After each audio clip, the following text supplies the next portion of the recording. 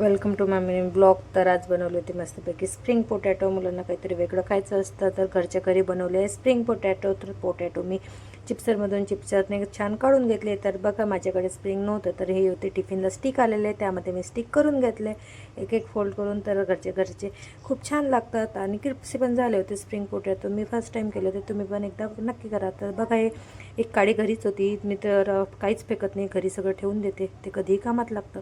तर बघा spring potato तयार झाले आणि ते मी मैदा आणि कॉर्नफ्लोअरमध्ये मिक्स करून त्यामध्ये फ्राय केले होते. तर बघा कसे झाले, छान झाले की नाही नक्की सांगा कमेंटमध्ये.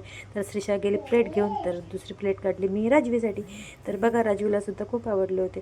तर त्यावरून टाकला मायोनीज, थोडं मायोनीज आणि थोडा मसाला टाकून दिले राजवीला खायला. तर राजवीलासुद्धा, राजवीची कमेंट बघा कशी आहे, तर राजवीलासुद्धा खूप आवडलं. तर राजवीने 1-2 ती खाऊ शकते, बाकीचे उरले होते. स्टिक काही नव्हतं त्यामुळे त्याचे बनवून घेतले मी चिप्स, तसेच फ्राय केले तर खूप क्रिप्सी आले होते.